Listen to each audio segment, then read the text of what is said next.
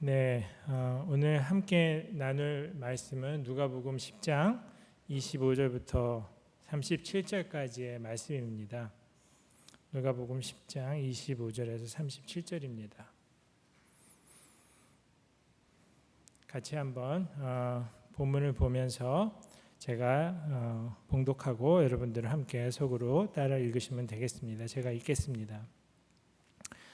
어떤 율법 교사가 일어나 예수를 시험하여 이르되 선생님, 내가 무엇을 하여야 영생을 얻으리이까?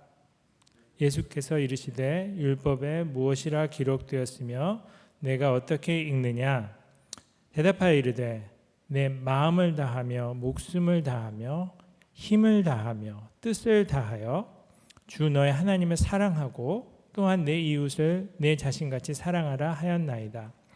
예수께서 이르시되 내 대답이 옳도다. 이를 행하라. 그러면 살리라 하시니 그 사람이 자기를 옳게 보이려고 예수께 여짜오되 그러면 내 이웃이 누구니까?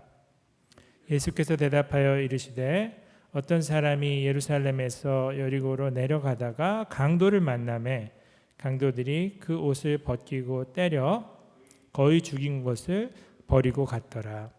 마침 한 제사장이 그 길로 내려가다가 그를 보고 피하여 지나가고 또 이와 같이 한 레위인도 그곳에 이르러 그를 보고 피하여 지나가되 어떤 사마리아 사람은 여행하는 중 거기 이르러 그를 보고 불쌍히 여겨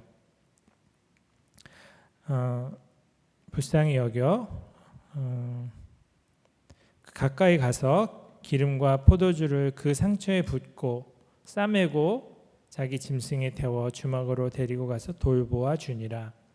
그 이튿날 그가 주막 주인에게 데나리온 2를 내어주며 이르되 이 사람을 돌보아 주라. 비용이 더 들면 내가 돌아올 때에 갚으리라 하였으니 내 생각엔 이 세 사람 중에 누가 강도 만난 자의 이웃이 되겠느냐? 이르되 자비를 베푼 자니이다. 예수께서 이르시되 가서 너도 이와 같이 하라 하시니라. 아멘. 불의는 참아도 불이익은 못 참는다는 말을 많이 듣습니다. 세상에 여러 가지 부정한 일, 불의한 일이 벌어져도 그게 나에게 손해가 되지 않는 한은 무관심하다가 나의 이해관계에 영향을 주는 일이 되면은 그때 굉장히 민감해지는 게 우리 사람이라는 거죠. 자기에게 손해가 되는 것에 대해서 굉장히 분개하고 어떻게든 자기에게 유리한 방향으로 일이 진행되도록 애를 씁니다.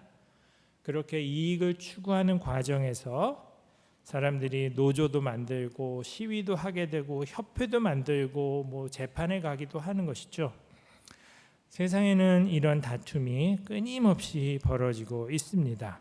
끝없는 투쟁 속에 자기 이익을 지키려는 그런 모습을 봅니다. 이런 세상 속에서 모두가 다 자기를 최고로 높이고 자기의 이익을 제일의 가치로 생각하는 세상 속에서 교회는 어떤 존재여야 하겠습니까? 제가 교회를 다닌 지 43년이 되었더라고요. 세보니까.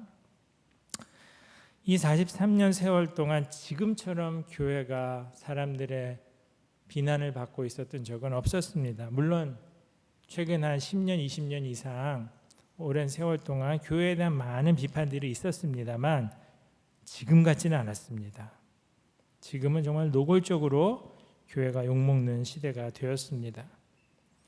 지금 사실 교회가 그런 공격을 듣고 있는 중에 정말 마음에 힘든 분들이 많은 것 같아요. 그래갖고 맞받아치고 있죠. 왜?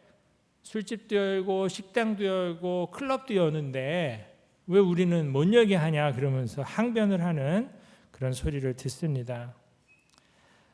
지금 교회는 오히려 방역 지침을 잘 지키고 있는데 왜 우리만 역차별하느냐? 우리는 예배의 자유를 지키기 위해 목숨을 걸겠다. 그러면서 교회가 집합 금지 명령을 내렸음에도 불구하고 지난 2주 버젓이 모여서 예배를 드리고 또 같이 밥 먹는 사진을 일부러 올려서 사람들을 자극하는 모습도 보았습니다.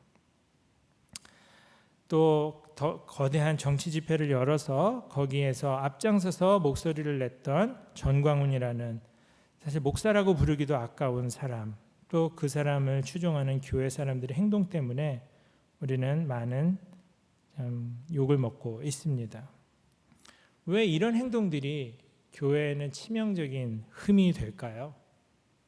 사실 식당도 영업하고 사람들 다 모이는데 왜 교회만 모이지 말라고 하면서 탄압하냐고 하는 이 말이 어때 들어보면은 우리도 그런 주장할 수 있지 않은가 공감이 될 법도 한데, 왜 이런 주장이 우리들에게 큰 흠이 될까요? 사실 영업이 목적인 이런 업소들과 교회를 동일선상에 놓고 생각하는 그 현실 자체가 부끄러운 거죠. 우리가 영업하는 데입니까? 영리를 위해 모이고 있나요?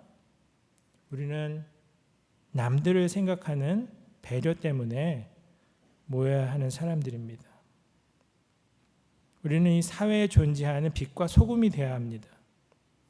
그런데 오히려 사회의 걱정거리가 되고 근심거리가 되고 지탄거리가 되는 선택을 서슴없이 하면서 부끄러운 줄 모르는 것이 우리의 지금 수치인 것이죠.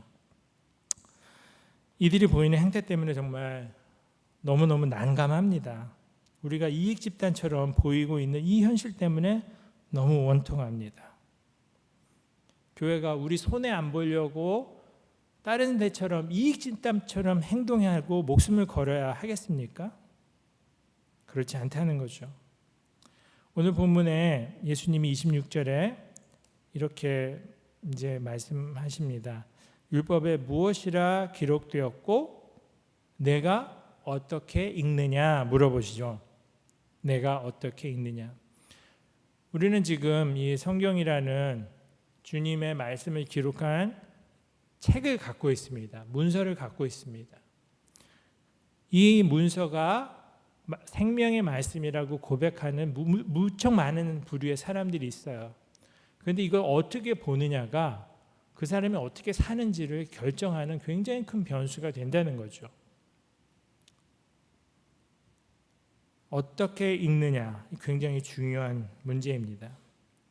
이 전광훈 씨가 앞에서 하는 얘기를 들으면서 저 사람이 고백하는 하나님은 내가 믿는 하나님이랑 같은 분 같지가 않은 거예요. 어떻게 하나님 나한테 까불면 정말 입에 담을 수 없는 그런 얘기를 하고 속옷을 내리라고 하는 말을 하면서 그게 농담이라고 치부가 될 수 있는 일들입니까? 목회자가 이런 추태를 보여도 수많은 사람들이 환호하며 따르고 있는 현실 때문에 너무나 혼란스럽습니다.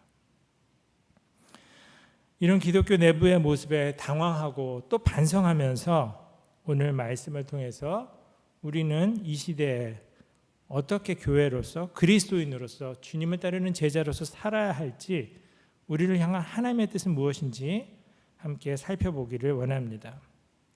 25절부터 차근차근 좀 보겠습니다. 어떤 율법교사가 예수님한테 와서 이제 그 질문을 합니다. 근데 이 질문이 시험에서 하는 질문이에요. 선생님, 내가 무엇을 하여야 영생을 얻으리까? 예수님을 시험하기 위해서 던진 질문이죠. 제가 청년 2부 모임을 최근에 이제 온라인으로 하면서 만약에 여러분들이 예수님한테 질문을 할 수 있는 기회가 딱 한 번 주어진다면 예수님한테 무슨 질문을 하겠느냐 이렇게 물어봤어요. 시간을 좀 주고 무슨 질문 할 건지 한번 말해보라고. 그랬더니 이제 다수를 봤자 몇 명 안 되는데 아무튼 그 몇 명이 하는 말이 자기 인생에 있었던 이해할 수 없는 과거의 상처, 내가 그거를 왜 겪게 됐는지 그 이유를 알고 싶다는, 이제 그런 자기가 이해할 수 없는 인생의 어려웠던 시기, 그것에 대해서 질문해보고 싶다고 했고요. 또 일부는 이제 미래에 대해서 내가 짝을 만날지 이런 이제 궁금한 질문들이 있다고 이야기를 했습니다. 이 사람은 오늘 두 번의 질문을 합니다. 25절과 29절. 근데 이 두 번 질문 다 속에 꿍꿍이를 갖고 이제 예수님한테 어떤 자기 속마음이나 의도를 드러내지 않은 채 던지는 이런 질문을 합니다. 유도 신문 같은 거죠. 상대방을 함정에 빠뜨리려고 생각하는, 혹은 그 질문을 통해서 자기를 드러내서 잘난 척하고 싶은 그런 불순한 동기를 갖고 질문을 하는 것입니다. 첫 번째 질문은 나름 진지하고 심오한 질문을 했습니다. 무엇을 해야 영생을 얻겠는가? 영생을 얻는다는 거, 이것은 참 많은 그리스도인들에게 공통의 관심사 중에 하나죠. 우리가 영원한 하나님 나라의 백성으로 멸망치 않고 영생을 얻는다는 거, 우리가 마음에 간직하고 있는 주님의 약속 중에 되게 중요한 부분의 하나입니다. 그래서 영생은 우리의 관심사이기도 하죠. 또 인생의 유한함을 경험해 본 사람들, 인생의 덧없음을 경험해 본 사람들, 참 인생이 이렇게 빨리 쇠해지고 약해지고 또 내 손아귀에서 벗어나는구나라는 것을 겸손히 깨달은 사람들은 아주 진지하게 이 인생 이후에는 무엇이 펼쳐질까 당연히 관심을 갖게 돼 있습니다. 이 사람도 죽음 이후의 세계에 대해서 질문하지 않을 수 없었던 그런 사람이었나 봅니다. 또 나름 율법의 전문가 아니겠습니까? 율법 선생이니까 이 사람이 율법 교사로서 이 질문을 던졌습니다. 그러자 예수님이 이런 경우가 참 많은데 바로 대답하지 않고 오히려 반문을 하시죠. 그래서 이 사람한테 율법에는 뭐라고 기록되었고 또 너는 그걸 어떻게 이해하고 있느냐고 반문을 하십니다. 아주 중요한 질문입니다. 아까 초두에도 말씀드렸지만 성경 자체가 우리에게 전해졌다고 해도 그걸 어떻게 받아들이느냐에 따라서 너무나 판이한 삶을 살기 때문에 이 사람에게 너는 어떻게 보느냐고 물으신 것이죠. 그러자 이 사람이 이 신명기 6장 5절에 등장하는 이 말씀을 인용을 하는데요. 내 마음을 다하고 목숨을 다하고 힘을 다하고 뜻을 다해서 주 너의 하나님을 사랑하고 또 내 이웃을 내 자신같이 사랑하라는 이것을 대답으로 합니다. 예수님이 마태복음이나 누가복음, 마태복음 예를 들면 22장 37절, 누가복음 10장 27절 이런 데도 보면은 이 두 구절을 그래서 바로 이 신명기 6장 5절 말씀을 인용하시는 대목이 나오거든요. 예수님도 이 내용을 직접 말씀하셨던 적이 있어요. 근데 오늘 본문에는 예수님이 하신 말씀이 아니고 이 율법 교사가 신명기 6장 5절을 고백합니다. 여기 보면 이제 마음이라는 게 등장하죠. 마음은 우리의 이 심장으로 표현이 된 영어의 하트라고 하죠. 헬라어는 카르디아라고 하는데 심장 그 외과를 카디올로지라고 그래요. 그래서 카드 이 심장을 그 단어에서 따왔습니다. 이거는 우리의 마음, 우리의 중심에 존재해 있는 그런 이제 마음의 생각의 처소인 거죠. 느낌의 처소, 감정의 처소. 네, 목숨이라는 단어를 썼어요. 목숨을 다해서 사랑하라. 영어로는 이걸 soul이라고 번역을 했고 헬라어 푸시케라는 단어를 썼습니다. 푸시케는 이제 숨이라고 하는 단어에서 온 것인데 우리가 숨을 쉬어야 사실 호흡이 있어야 생명이 유지되죠. 호흡이 끊기면은 생명은 바로 끝납니다. 그래서 이 혼이라고 하는 것, 푸시케라고 하는 것, 이걸 이제 목숨이라고 표현했는데 우리 생명의 어떤 가장 중요한 요체 같은 것을 말하는 것이죠. 또 힘을 다해서, 힘이라는 건 글자 그대로 우리 몸에 있는 힘뿐만 아니라 뭘 해낼 수 있는 능력, 뭘 해낼 수 있는 재능, 역량 그런 거를 표현하는 단어입니다. 그리고 뜻은 우리의 이해력, 지적으로 확인하고 파악할 수 있는 생각, 그런 것들을 말하는 거예요. 이 영역들이 인간의 삶을 구성하는 다양한 요소인데 이게 칼로 자르듯이 명확하게 구분되는 게 아니고 섞여 있습니다. 지성과 감정이 섞여 있고 우리의 영혼과 마음이 섞여 있고 우리의 힘과 의지가 섞여 있는 것입니다. 따라서 이 말씀은 우리의 전 존재로 하나님을 사랑하라는 것이죠. 내 이웃을 내 자신같이 사랑하라는 것도 또 이 사람이 대답에 덧붙였죠. 나 자신을 사랑하듯이 사랑하라. 얼마나 어려운 요구입니까? 나 자신을 사랑하는 것처럼 어렵습니다. 심지어 나의 배우자를 그렇게 사랑하는 것도 어렵고, 나의 자식도 그렇게 사랑하는 게 어렵고, 나의 부모도 그렇게 사랑하는 게 어렵습니다. 그런데 내 이웃을 내 자신같이 사랑하라. 턱없이 우리가 따라가기 어려운 그런 요구인 거죠. 그런데 사랑한다는 게 무엇일까요? 사랑한다는 거. 여러분 다 사랑의 경험이 있을 거예요. 있으시죠? 네, 다 있으십니다. 남녀 간의 사랑뿐만 아니라 다양한 사랑의 경험을 갖고 오늘 이 자리까지 오셨습니다. 사랑한다는 건 상대방을 향해서 무슨 좋은 느낌을 가지는 것일 수도 있고, 아주 낭만적인 또 열정적인 감정을 가지는 것일 수도 있습니다만, 오늘 이제 이 율법교사가 했던 대답은 구약이 아까 말씀드린 것처럼 신명기 6장 5절을 인용한 것이에요. 신명기 6장 5절에 보면 너는 마음을 다하고 성품을 다하고 힘을 다하여 내 하나님 여호와를 사랑하라. 약간 표현이 이제 오늘 나왔던 거랑은 다릅니다만, 너는 마음을 다하고 성품을 다하고 힘을 다해서 하나님 여호와를 사랑해야 된다는 명령을 하고 있습니다. 근데 하나님을 이렇게 성품까지 다해서 힘까지 다해서 내 전 존재로 사랑한다.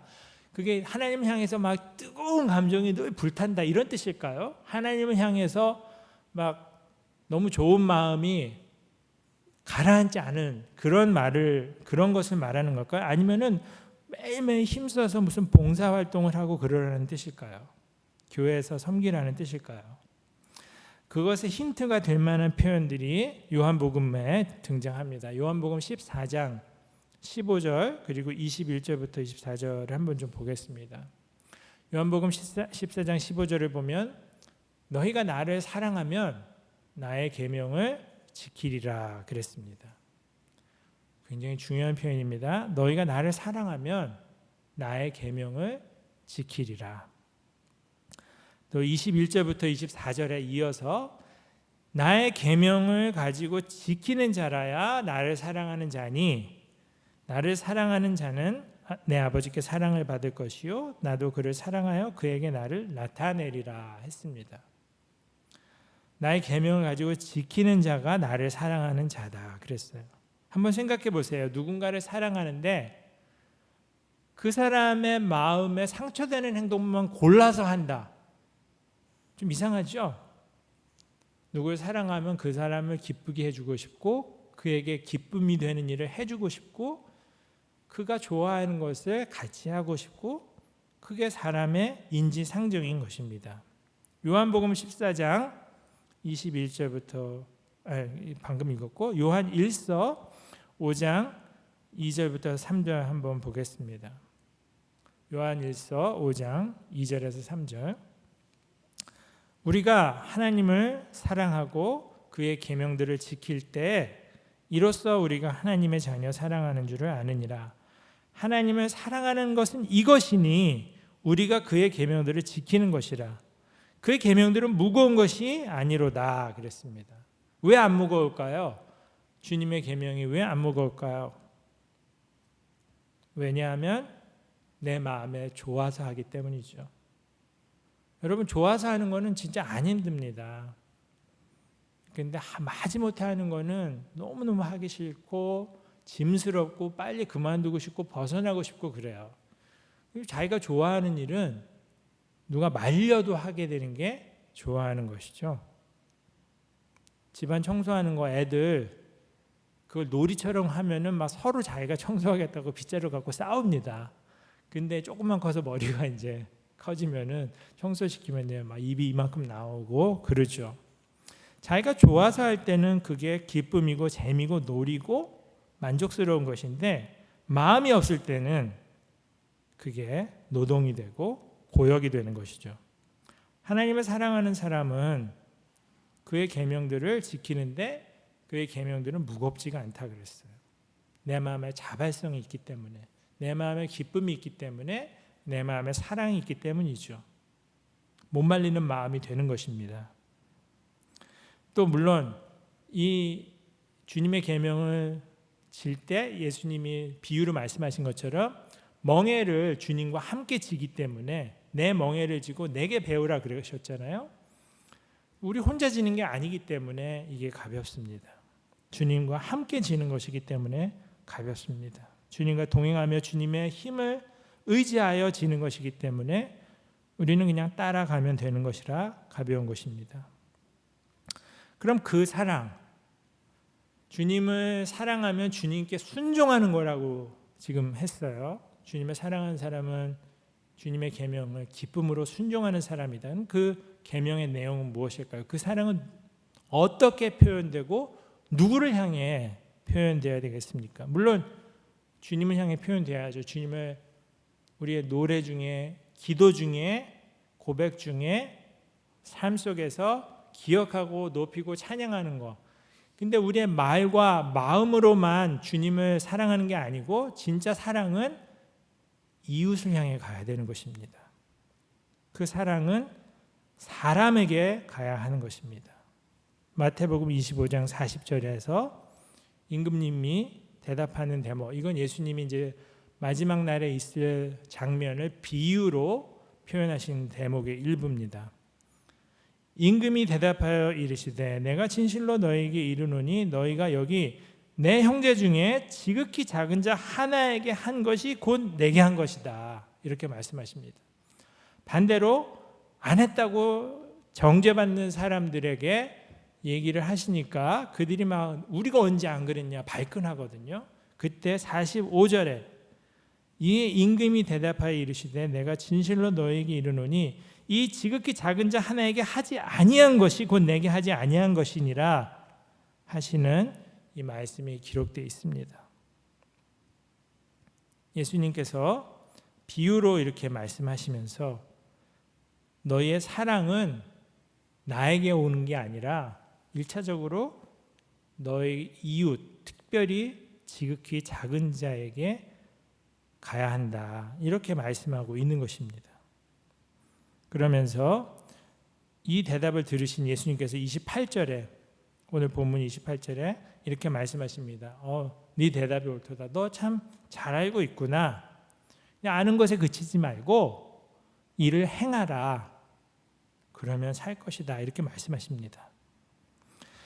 사실 기독교의 핵심 메시지, 요체는 굉장히 간단합니다. 하나님 사랑하고 이웃 사랑하는 거예요. 하나님을 사랑하기 때문에 이웃을 사랑하는 거예요. 하나님 사랑을 이웃 사랑으로 표현하는 것이에요.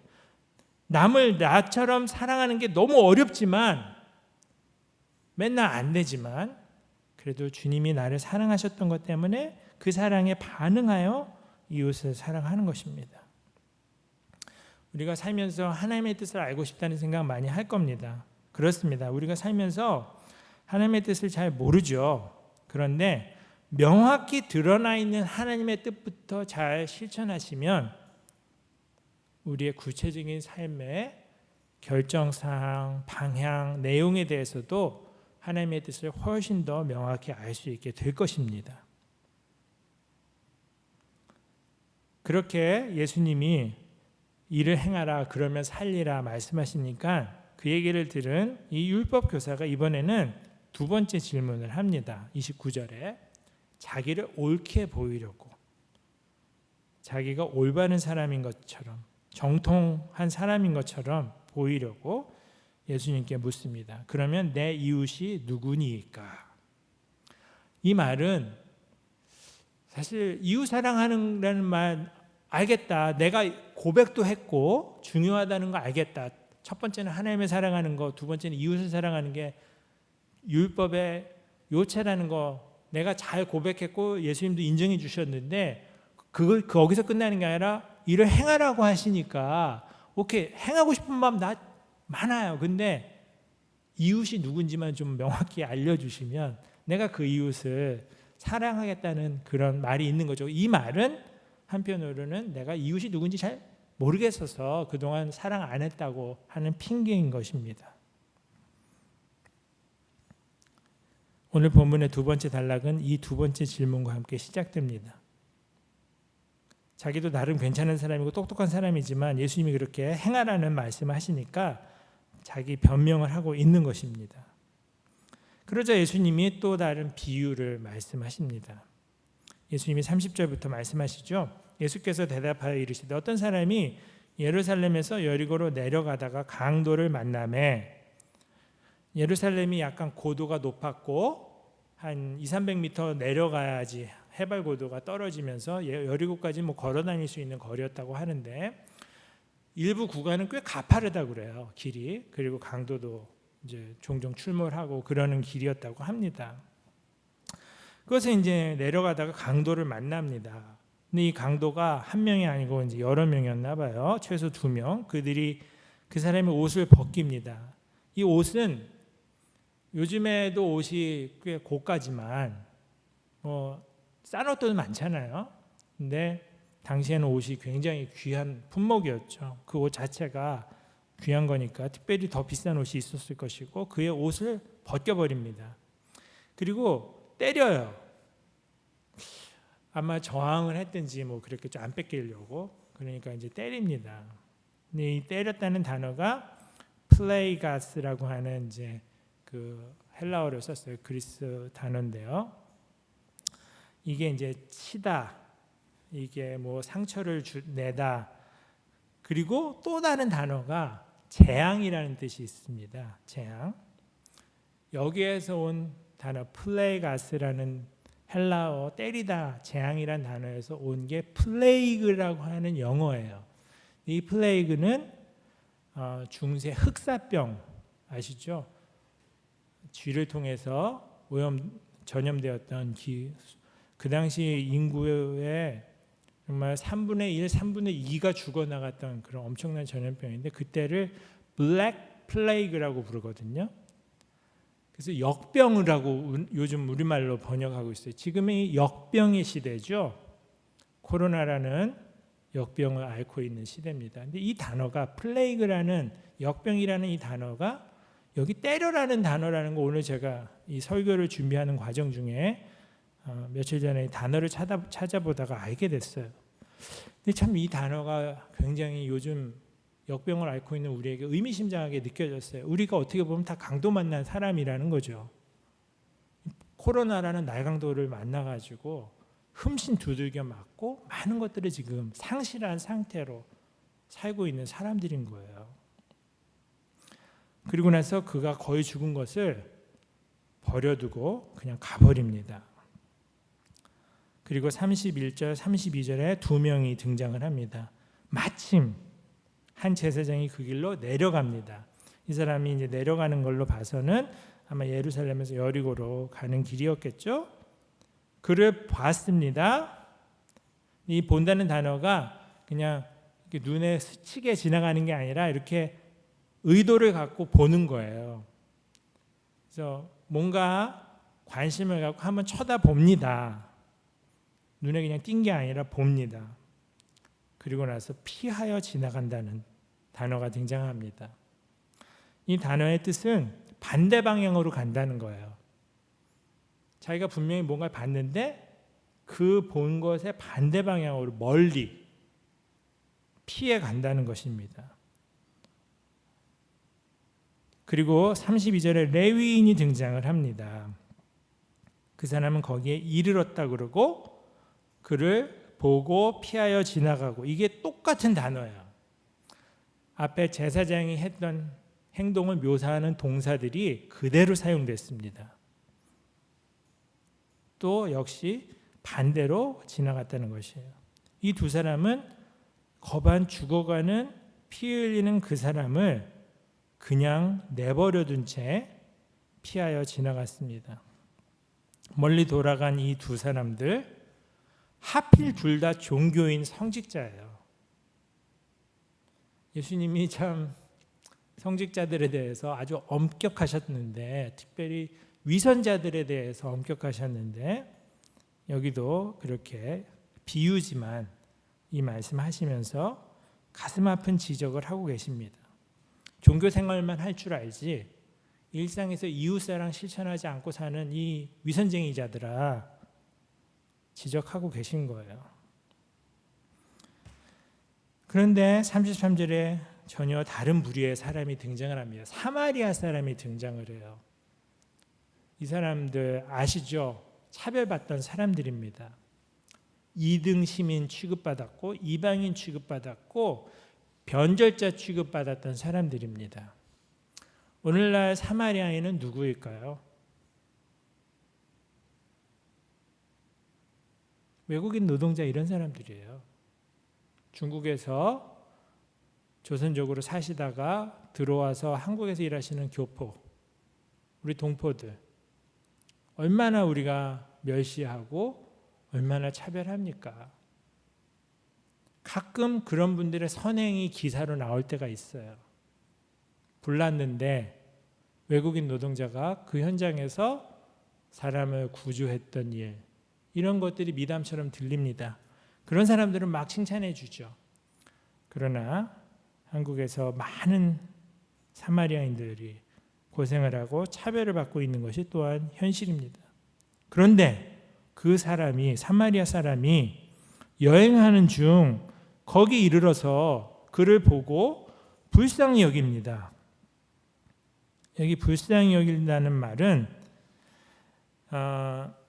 이 장이 막 아플 정도로 마음이 동하는 그런 것을 표현하는 단어입니다. 누가복음 15장 20절에 이것과 똑같은 단어가 등장을 합니다. 누가복음 15장 20절에 집을 나간 둘째 아들 이 탕자가 허랑방탕 재산을 탕진하고 상거지가 돼서 집으로 오는 길에 아버지가 그날도 동네 어귀에서 아들을 기다리다가 그를 보고 나서 이에 일어나서 아버지께로 이제 달려가는데 아직도 거리가 멀어요. 근데 먼데 아버지가 그를 보고 측은히 여겨라는 말이 나오죠. 이게 오늘 등장하는 33절에 불쌍히 여겨라는 것과 같은 단어입니다. 우리의 장이 꼬일 정도로 긍휼을 여기는, 긍휼을 느끼는 그런 마음을 말합니다. 여러분들은 어떤 일에 이런 측은히 여기는 마음이 발동합니까? 어떤 일이 여러분들로 하여금 남을 위해 울도록 만드나요? 여러분들을 사실 무슨 장면을 볼 때, 뉴스를 볼 때, 소식을 듣고 책을 읽을 때, 누구에게 어떤 아픈 이야기들을 들을 때 마음이 같이 움직이면서 그 이야기에 등장하는 그 장면에 등장하는 사람을 보고 막 함께 아파하고 울어본 경험이 다들 있으실 거예요. 저는 생각해 보면은 아이들이 겪는 고통의 소식을 보면 그렇게 가슴이 아프고 또 눈물이 납니다. 아이들이 겪는 고통은 그냥 그 자체로 벌써 제 마음을 무장해제 시키는 것 같아요. 아마 그것 때문에 이제 저나 아내나 막내 입양하는 결정을 했을지도 모르겠어요. 아이에 대한 긍휼함. 네, 다양한 측은히 여기는 마음들이 여러분에게 있을 것입니다. 남을 위해 그렇게 울어본 경험. 그런데 이 사람이 측은히 여기는 것으로 끝나지 않죠. 이 돌아온 탕자를 향해서 아버지는 달려가 목을 안고 입을 맞추고 옷을 입히고 신발을 내주고 가락지를 끼우고 잔치를 하는 어떤 일련의 행동이 따르죠. 긍휼히 여기는 마음은 액션으로, 행동으로 이어지게 된다는 것입니다. 불쌍해 하고 끝이 아니라는 거예요. 불쌍하다 하고 멀리 눈길을 돌리고 발길을 돌리는 행동을 하는 게 아니라는 거예요. 긍휼히 여기는 마음은 어떤 실천으로 이어지게 만드는 힘이 있는 것입니다. 불쌍히 여겼어요. 33절에. 그래서 34절을 보니까 그 사람이 가까이 갑니다. 기름과 포도주를 그 상추에 붓습니다. 싸맵니다. 강도들은 옷을 벗겨버렸는데 이 사람은 감쌉니다. 그리고 자기 짐승에 태웁니다. 이 짐승이라는 것은 나귀일 것 같죠. 자기가 타고 다니는 말이든지 나귀든지 그 짐승에, 자기가 원래 타야 하는 그 짐승에, 혹은 짐을 실어야 하는 그 짐승에 이 사람을 태웁니다. 남을 위해 어떤 선을 행할 때 반드시 따라오는 게 나의 수고죠. 나의 희생이고 나의 노고가 반드시 따라오게 되어 있습니다. 그냥 말로 때우는 게 아니에요. 짐승에 태워서 주막으로 데려갑니다. 그리고 거기에서 돌보아 줍니다. 가까이 가는 것, 그 사람의 자리로 가는 것 얼마나 중요한지 몰라요. 우리 신앙을 가진 사람들이 고통의 현장에 가까이 가보는 것, 그래서 매우 중요합니다. 우리는 얼마든지 아픔의 현장으로부터 우리를 분리해서 나의 마음을 편안하게 하며 살 수 있어요. 세상이 그렇게 우리를 사는 것부터 분리시켜놨기 때문에 가난한 곳, 어려운 곳을 굳이 찾아가지 않으면, 내가 기사랑 상황들을 갖고 들여다보지 않으면은 내 귀에 접수가 안 되고 내 눈에 띄질 않는 세상을 우리가 살고 있는 거예요. 그래서 가까이 가는 거 굉장히 중요합니다. 제가 설교 중에도 한번 언젠가 인용한 적이 있었는데, 신영복 선생님이 입장의 동일함이라고 쓰신 글이 있는데 이게 정말 굉장히 통찰력이 있는 말씀이에요. 신영복 선생님이 이렇게 말씀하셨습니다. 고인이 되신 분이지만, 머리 좋은 것이 마음 좋은 것만 못하고, 마음 좋은 것이 손 좋은 것만 못하고, 손 좋은 것이 발 좋은 것만 못한 법입니다. 관찰보다는 애정이, 애정보다는 실천적 연대가, 실천적 연대보다는 입장이 동일함이, 거기에 가서 서는 거죠. 그 비난받는 사람, 상처받은 사람, 아파하고 우는 사람의 자리에 가서 서는 거죠. 입장의 동일함이 더욱 중요합니다. 입장의 동일함, 그것은 관계의 최고 형태입니다. 그랬어요. 가까이 가는 것, 그 자리로 가는 것, 그 자리에 나도 서보는 것. 그래서 사랑은 발로 하는 것이에요. 예수님이 우리를 사랑하시는 방식이 바로 이것이었어요. 구름 타고 다니시면서 확성기로 방송하는 사랑을 하지 않으셨어요. 구질구질한 이 땅에 오셨어요. 우리의 자리와 우리 형편이 되어 보셨어요. 어떤 교회에서 외국인 노동자들 봉사활동을 많이 했던 교회가 있습니다. 굉장히 음식 봉사도 많이 하고 그분들을 위해서 정말 많은 그런 섬김이 있었던 교회예요. 그걸 열심히 하셨던 권사님이 어느 날 외국인 노동자들을 위해서 이제 또 교회에서 초청해 갖고 무슨 행사를 하고 있었는데, 그걸 늘 하지 않던 어떤 다른 분들이 그분들에게 음식 내놓는 그릇이 있었는데, 평소에 쓰던 거 말고 다른 그릇을 내놓는 걸 보고 펄펄 뛴 거예요. 그 그릇을 이 사람들 주면 어떡하냐고. 그 권사님에게는 교인들 그릇이 따로 있었고, 외국인 노동자들이 먹는 지저분한 그릇이 따로 있는 거예요. 우리가 남을 도와주는 사람으로 사는 것은 멋지고 그럴듯할지 몰라도 그 사람들하고 같이 되는 건 굉장히 어려운 일인 것입니다. 그 사람들이 먹는 대로 먹고 그 사람들이 당하는 취급이 어떤 취급인지를 경험해 보는 것. 예수님은 그 입장이 되는 사랑을 하셨어요. 이 강도 만난 사람을 만난 사마리아인은 그를 보고 긍휼히 여겨서 가까이 갔습니다. 그 이튿날 그가 35절에 주막에서 이제 주막 주인을 만나 이틀치 임금에 해당하는, 그 당시 이제 하루 품삯이 한 데나리온이었는데 이틀치 품삯에 해당하는 것을 내줍니다. 요즘으로 하면 뭐 최소 15만 원, 20만 원 정도 되는 돈일 거예요. 그 정도 되는 돈을 내어주면서 이르기를, 이 사람을 좀 돌봐 주십시오. 혹시 이것보다 비용이 더 들면 내가 오는 길에 갚을 것입니다. 그러면서 갔다는 거죠. 참 엄청난 사람입니다, 이 사마리아 사람.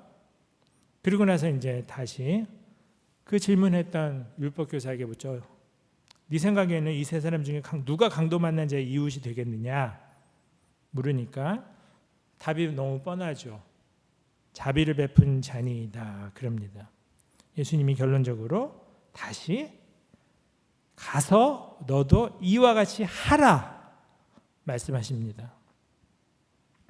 이 율법교사가 했던 질문은 누가 나의 이웃입니까? 내가 어떤 사람을 도와줘야 되겠습니까? 그렇게 물었죠. 근데 예수님의 답은 누가 강도 만난 사람의 이웃이 되어줬느냐. 이게 이제 예수님의 답이었어요.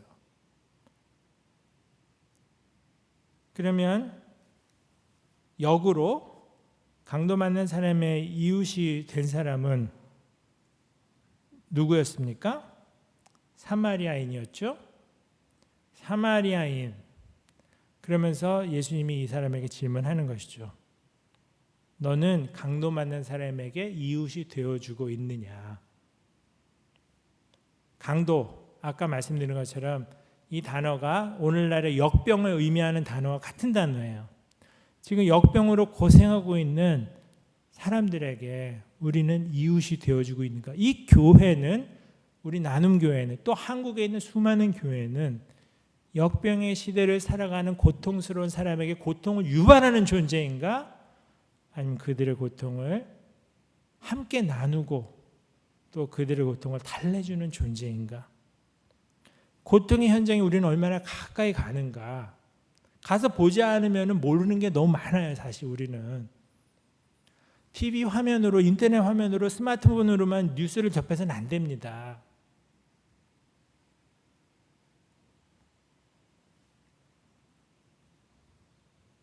우리에게 이웃은 누구인가? 강도 만난 사람들인데 그들에게 우리가 사마리아인 같은 그런 이웃이 되었는가? 오늘 예수님이 우리에게 질문하고 계십니다. 아는 것에 그치고 사는 이기적인 사람, 남 생각 안 하고 그냥 나만 챙기기에 급급한 사람, 내가 하는 말이 내가 아는 것이 꼭 나인 것처럼 착각하면서 실천으로 이어지지 않은 채 관념으로 사는 우리들, 결국 이런 모든 우리의 문제들에 대해서 예수님이 하시는 말씀은 행하라는 것입니다. 정광훈이라는 사람, 사실은 하나님을 팔아서 자기 욕심과 탐욕의 장사를 하는 장사꾼입니다. 우리는 그렇게 살면 안 되겠습니다. 우리는 예수님의 명령을 따라 예수님을 사랑하는 사람으로 그 사랑에 반응하여 강도 만난 사람에게 가까이 가는, 강도 만난 사람에게 눈길을 주고 마음에 긍휼히 여겨서 그들을 위해 수고하는 것을 마다치 아니하고 나의 물질과 시간과 노력을 기꺼이 투자하는 그런 사람이 되어야 하고 그런 교회가 되어야 하는 것입니다. 하나님을 나를 위한 도구로 이용하지 말고 나의 탐욕을 정당화시켜주는 그런 핑계로 삼지 말고 나를 사랑하기 위해서 하나님을 이용하지 말고 오히려 하나님을 사랑하기 때문에 나를 기꺼이 내어놓는 것, 그게 예수님이 우리에게 요구하시는 삶인 것입니다.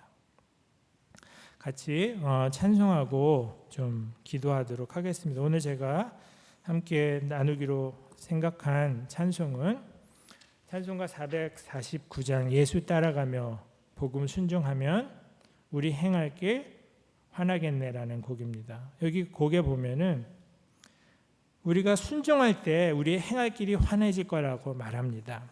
2절에는 고생하고 해를 당할 때 주가 위로해 주실 것을 노래하고 있고요. 3절에는 남의 짐을 지고 그들의 슬픔을 위로하면 주가 상급을 주실 거라고 노래합니다. 우리가 오늘 들은 말씀을 생각하면서 449장 함께 마음으로 찬양하겠습니다.